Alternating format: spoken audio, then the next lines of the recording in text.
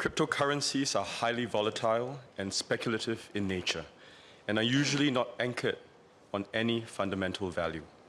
MAS has consistently issued public warnings that dealing in cryptocurrencies is hazardous, highly risky, and not suitable for the general public. If an individual uses his credit card to purchase cryptocurrencies, he could be borrowing from the credit card, which attracts a higher rate of interest than other forms of credit. If the value of the cryptocurrencies fall, he may suffer substantial losses and be unable to pay off his credit card debt, with a higher rate of interest compounding his debt. More generally, using credit or leverage magnifies losses, and investors can lose more than the principal amount they put in. MAS has therefore prohibited digital payment token service providers from providing credit or leverage to all retail customers, regardless of age, for the purchase of cryptocurrencies. This includes restrictions on the acceptance of credit card. MAS cautions that regulatory measures cannot insulate consumers from losses associated with inherently speculative and highly risky nature of cryptocurrencies. Consumers should steer clear of cryptocurrencies. Thank you, Mr. Speaker. I thank the MOS for his reply. What is MAS' view on banning cryptocurrencies, and will it lead to consumers going underground? And given that individuals aged 18 to 25 are increasingly adopting cryptocurrencies, what specific factors did the ministry consider regarding this demographic when formulating these regulations?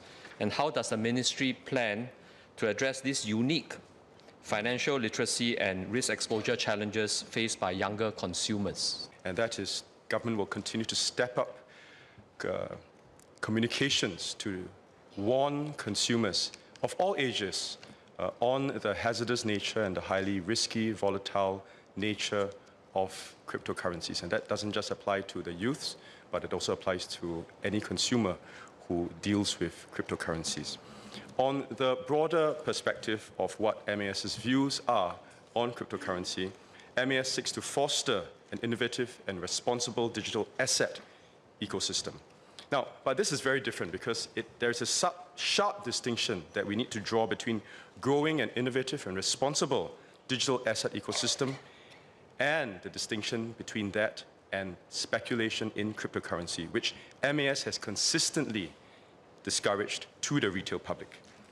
With regards to the banning of cryptocurrencies, the member would understand and realize that cryptocurrency trading and services are cross-border in nature, and so such a prohibition may be unlikely to be effective in limiting its harms. In fact, as the member alluded to, imposing a prohibition could likely lead to some consumers turning to unlicensed cryptocurrency exchanges to access cryptocurrency services, where consumers might not be properly informed or of the risks to make well-informed decisions. Therefore, to reduce the risk to consumers from speculative trading in cryptocurrencies, MAS requires that DPT service providers ensure proper business conduct and provide adequate risk disclosures.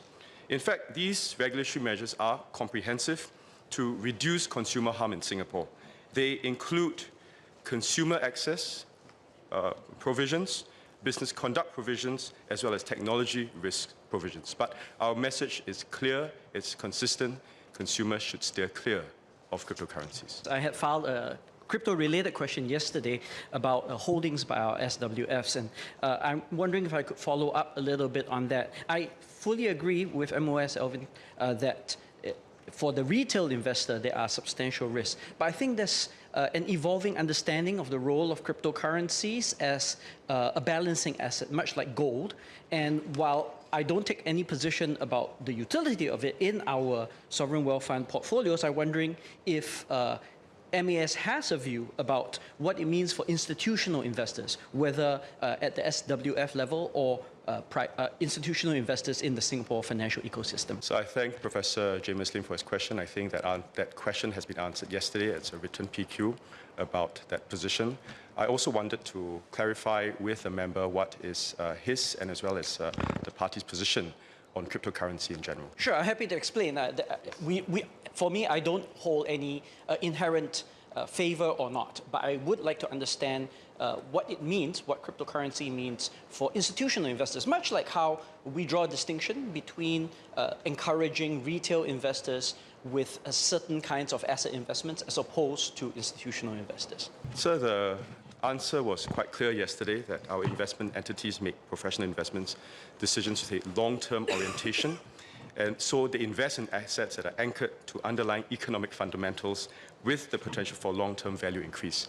Cryptocurrencies do not fit this profile.